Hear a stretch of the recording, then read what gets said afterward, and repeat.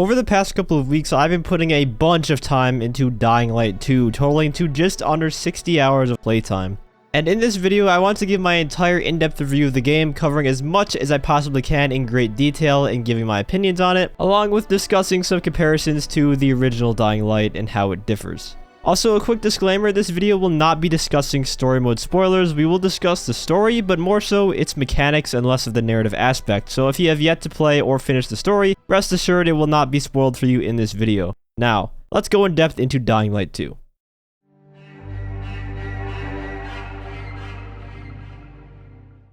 The gameplay is by far the best part about the Dying Light series. There's just something about slashing up zombies and ragdolling them to the air, looting over and over again, that's so satisfying and never really gets old to me. Or the very fun parkour elements that allow you to look at most structures in the game and say to yourself, I can climb that. If you've played the first Dying Light, then coming over to the second one, you should feel right at home because for the most part, it feels the same. You can explore the environment with the means of parkour, loot dead enemies, lockpick boxes for different weapons and other consumables. The gameplay loop isn't a whole lot different aside from a few things which we will get into, but it also does exactly what a sequel should do and expands on it.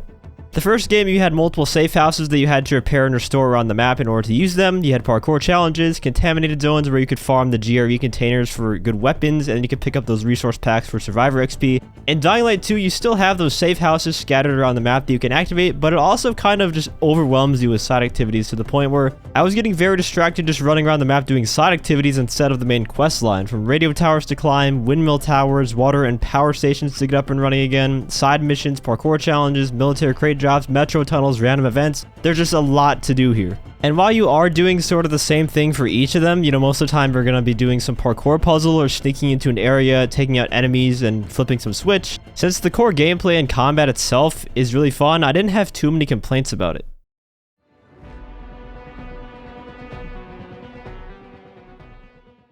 This technically could be an extension of the gameplay section, but I felt that it was such a major thing in itself that I wanted to give it its own category here. Plus, I do have a lot to say here. The combat and parkour is a major improvement over the first game, and I've seen reviews where people say that the combat and parkour is worse than the first game, and I really just don't see how that's true in the slightest, because what Dying Light 2 does is it takes the original game's combat and just adds to it. There are so many intricate combos you can do to take out enemies compared to the first one. The first game, you of course had the regular kick, the drop kick, the head smash attack. You could jump over zombies and then do a stab attack like straight out of Assassin's Creed, or a ground pound attack if you had a two-handed weapon, and then obviously the usual light and heavy attacks. Dying Light 2 has all those same attacks returning, and then some. You can now parry human enemies, which makes the human v human combat a lot more fun and tolerable. You can land a parry and then jump over that guy to kick another enemy, which is very satisfying. There's a tackle attack where you basically grab onto an enemy and tackle them over a ledge, which can break your fall and kill the enemy at the same time, and it looks really funny in co-op mode. And once you get the paraglider and grappling hook, it really opens up for so many more possibilities in combat. For example, the max upgraded grappling hook, you can hit enemies with it and it will fling them towards you. And this one time I shot my grappling hook at an enemy that was above me that I couldn't reach otherwise, and as he flew up into the air, I chopped him in half with my katana for the kill.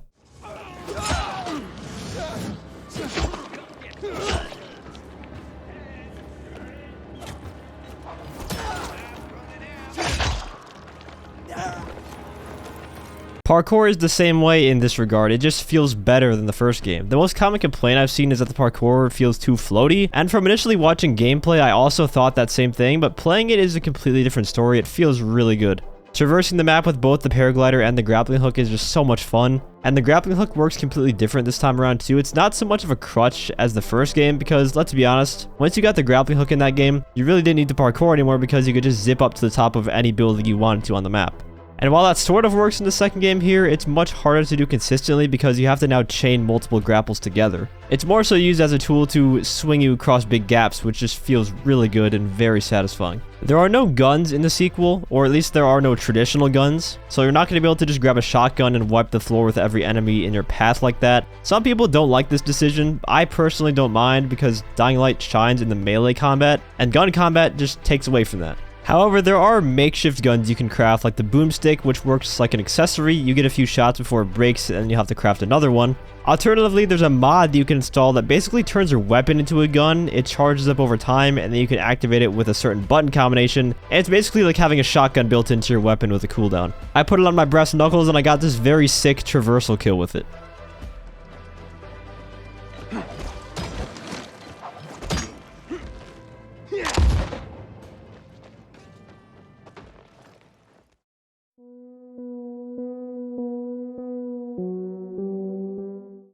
Probably one of the biggest differences between Dying Light 1 and Dying Light 2 are the changes to nighttime gameplay. I have about 100 hours in Dying Light 1, and I would say that probably 5% of that time was spent playing during the nighttime because it just felt like you didn't really need to. There wasn't a big incentive to go outside at night in the original game because everything that you could do during the nighttime, you could also do during the daytime. In the sequel here, you can tell the devs made a clear effort to change that. I will say, as a whole, nighttime felt much creepier in the first game. It was much darker, and with the volatiles patrolling all over the place, it made it feel much more like a horror game. But you now have a reason to venture out at night in the second game. There are certain activities that can only be done at nighttime, like the GRE anomalies where you fight against a mini-boss called the Revenant for some valuable supplies. There are also nighttime side quests around the world which have to be done at nighttime. I didn't get a chance to try them, but I did see them appear on my map multiple times as I was going around at nighttime.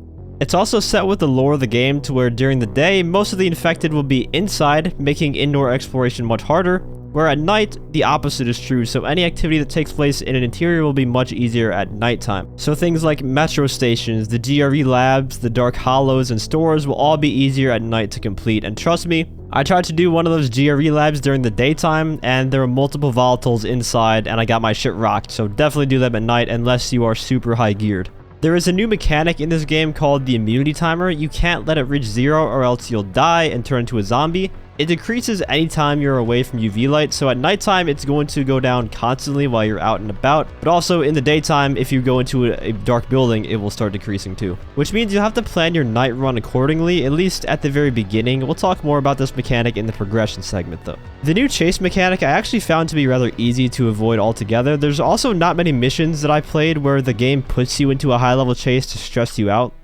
And I guess the timer just goes up depending on how long you were being chased for. At level 3, you start getting chased by the volatiles, and at level 4, it's a lot of volatiles. But I found that to even get to a level 4 chase, you kind of have to initiate that yourself because very rarely is it accidentally going to happen in regular nighttime gameplay that you get to a level 4 chase. So I feel like this could definitely be improved upon. Maybe on top of having the howlers patrolling to start chases, less frequently there could be volatiles also patrolling the streets at night, and if you get alerted by one of those, it would instantly start a level 3 chase with volatiles following you. Or maybe at least on hard mode that could be a thing. You know, I'm just giving some ideas, but as a whole, the nighttime gameplay is a lot more enjoyable in my opinion.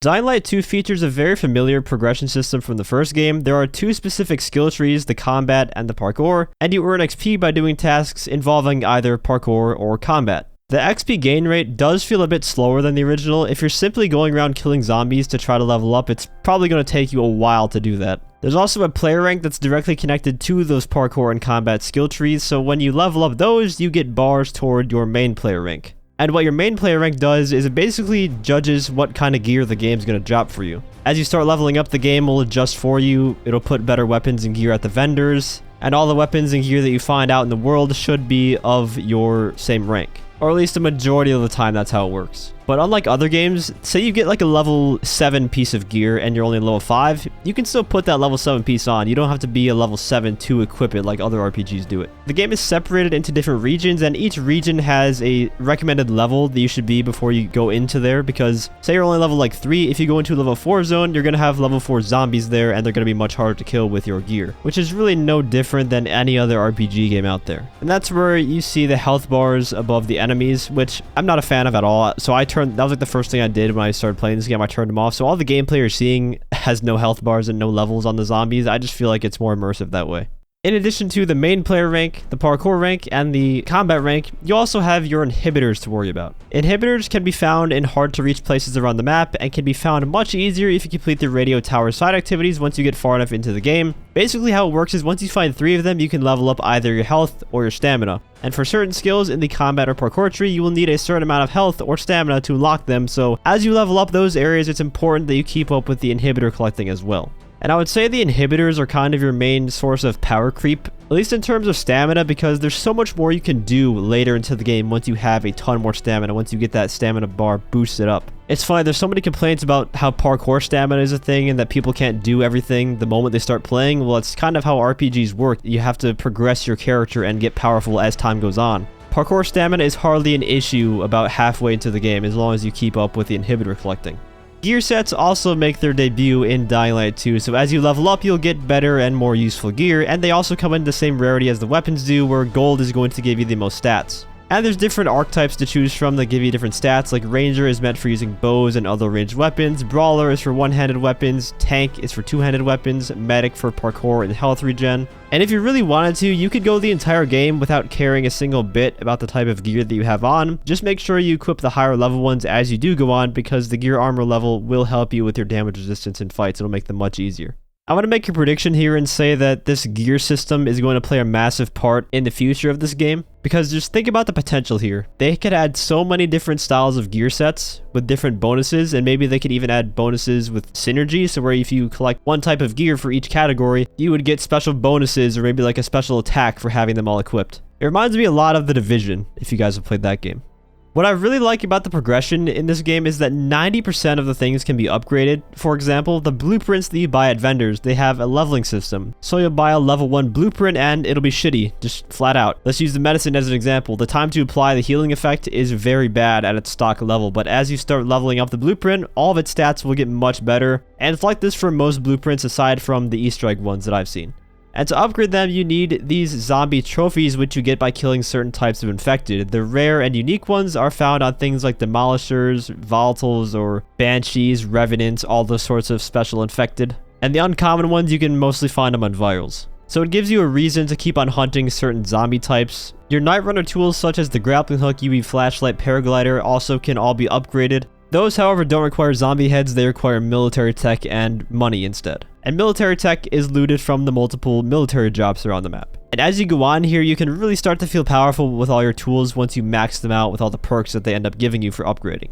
Now, we have to talk about two big elephants in the room: weapon repairing and the immunity system. Probably the single biggest complaint about weapons in this game is that there are no ways to repair them like you could in Dying Light 1, where you had different amounts of repairs for the weapon tier that you had. In general, weapons come with much more durability than they did in Dying Light 1. The gold tier weapon has like over 200 durability before it breaks, but you can repair weapons by modding them. Mods seem to apply 50 durability back to it, so it's probably best to use a weapon stock for a while, and then once it gets low or once it gets more than 50 durability used on it, you can apply a mod and it'll get that repair to it. There's also a mod that you can buy that decreases the chance of using 1 durability on a hit, and I imagine if you upgrade that all the way, you probably end up doubling your durability based on chance alone. Really, this entire argument about weapon repairs is very silly because there's an Easter egg charm that you can get later on into the game, and it adds 500 to your weapon durability, and it can be applied an infinite amount of times, so yeah, it essentially gives you unlimited repairs, so there's no really reason to complain. The other elephant, though, is the immunity timer. This is another mechanic that people have just complained about non-stop that I've seen. And again, once you play through and advance in the game, it's less and less of a worry for 3 reasons. Number 1 is the simplest. As you get more inhibitors, you will naturally have a longer immunity timer because each time you upgrade your health or stamina with those inhibitors, you also upgrade your immunity timer by 15 seconds. Number 2, the game absolutely showers you with purple immunity boosters that restore like 80% of the timer with one use. Towards the end, I had about 70 or so inhalers on me. In fact, I had so many on me, I might as well have been the fucking savior of asthma himself. But even after all of this, if this mechanic is still bothering you that much, you can spec into immunity progression speed on the tank gear set, and that will dramatically increase your immunity timer. I think my timer right now sits at about like the 14-minute mark, and I hardly ever have to worry about it anymore. So it's really just an early game thing, worrying about that timer. Later on, you're way more powerful and you don't have to worry about it as much. And I just don't get the people that complain about this. They must put like 2 hours into it and think they have an entire assumption of how everything works.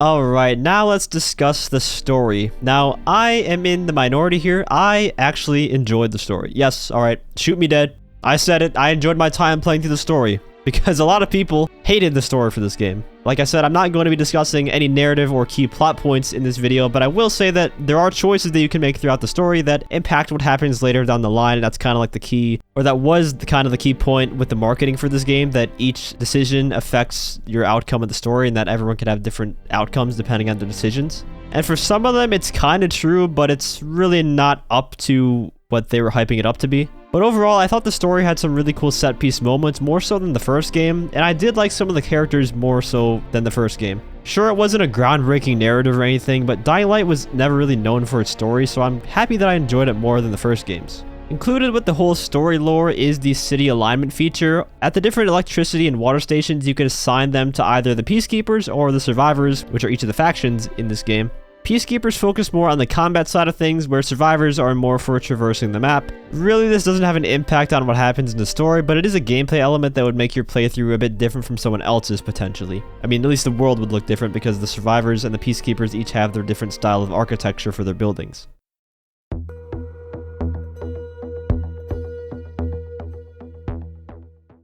Dying Light 2 takes place across 2 different locations. In the beginning, you are in Old Villador, and I would say this kind of reminds me of Old Town from Dying Light. There are some tall buildings, but not really skyscraper-ish. One thing is for sure though, the game is beautiful. I played it on a RTX 3080 Ti, so I was maxed out for my entire playthrough, and it's nothing short of gorgeous from a graphical perspective. Even without ray tracing, which is how I played it, it looked amazing.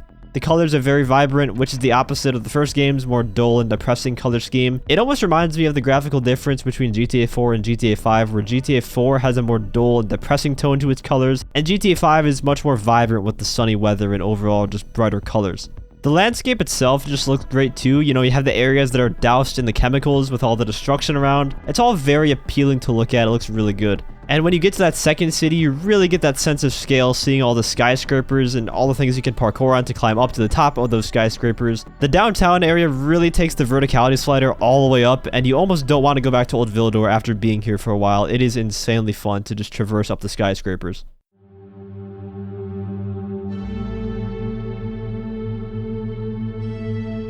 This might seem like a weird section to include when we're talking about a game, but I don't know, man, something about the music in this game really just perfectly captures whatever you're doing in the world. Arriving at a safe house on top of a massive skyscraper, you have that calming tune in the background as you look out to the beautiful city. It really captures an ironic feeling of isolation and a sense of peace in an area full of conflict and chaos.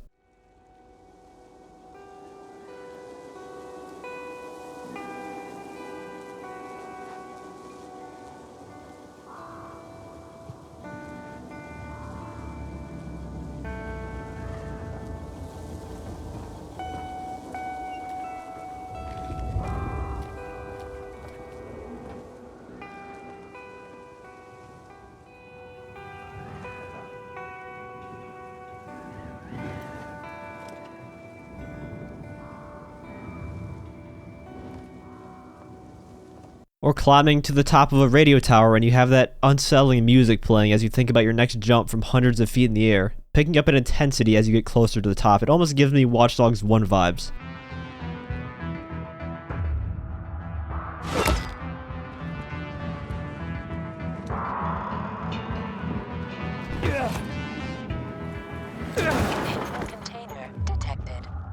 It also uses music in a really neat way that I really haven't seen many other games do. In the middle of parkour runs, the music will be in tune to your parkour stunts. During drops, it will quiet down and you'll hear like a almost falling sound, which picks up right as you land. And when you enter buildings in the middle of a parkour run, it will become muffled a bit. It's a very creative way to utilize the music and infuse it into the gameplay.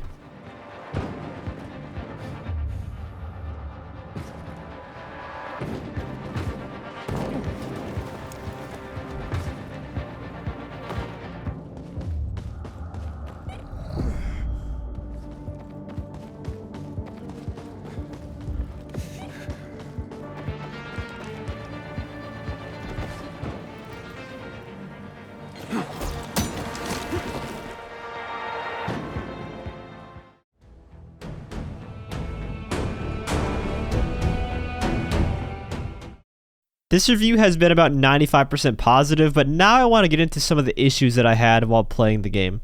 And these were very minor things for the most part. I sometimes had zombies just stand there after dying. Howlers would occasionally just stand there and I couldn't kill them and they couldn't scream at me either, which was weird. I didn't have anything game-breaking happen to me though during my playthrough. But that's not to say that there aren't issues, because I know a lot of people have run into soft locks that stop them from completing anything past a certain point in the game, and that is really annoying. I'd be pissed off if that happened to me. The co-op mode could also use some work. As fun as it is, I noticed a lot more bugs when playing with a friend. We had a zombie essentially in God mode that we couldn't kill until we like dash charged him or whatever that move's called. Howlers would sometimes appear during the day. He managed to get stuck after getting down one time, so he couldn't be revived and he had to leave the game in order to fix it. None of what happened was really anything major though, but I'm just pointing it out to say that yes, there are bugs and the game does have its fair share of issues. I heavily disagree with people comparing this game to Cyberpunk though. That is in horrible taste. It's not even close to how bad Cyberpunk was at launch. I don't know how you can even compare it to that. Aside from bugs though, one thing that I did find annoying was the lack of keybind options on PC. They have been improving this, and I think they just released an update a few days ago adding even more keybinds, but even now, after those updates, there are some buttons that I would like to remap on PC that I just can't. My grapple throw move can't be keybinded to another button. There's a feature where if you use the grappling hook when it's not selected as your main accessory, you can do that by holding or pressing the Alt key, and you can't rebind that as of making this video. Now I have full confidence that it will be added soon. They have already been improving things a lot since it came out, because you used to not be able to keybind your mouse buttons at all, so it's definitely getting there. My biggest complaint with Dying Light 2 came after I finished the story though. Basically, my game had this giant thick layer of fog over the entire map, and it basically ruined the visuals for me. If I'm correct, I believe the devs have already acknowledged that this is an issue and are working on a fix for it. So hopefully that comes out soon, but man, that was one of the most annoying things that I've had to come across after playing this game for so long. But to give my final summary here at the end, the game is really good. It's a lot of fun. It does a lot of things better than the first Dying Light while still keeping the same satisfying gameplay that the original game had. And that's really all you could ask for in a sequel, improving on the core game while maintaining its roots. I expect it to be very well off after a few patches to sort out some of the bugs and other issues, and since they are going to be developing content for this game for 5 years, it's probably going to have a lot of good stuff coming down the pipeline. If you guys made it to the end of this video, I want to thank you so much for watching. I really do appreciate it, and if you enjoyed this review, feel free to leave a like as well as share it with someone who is maybe undecided if they want to pick up the game. And as always, thanks for watching, and have a great day.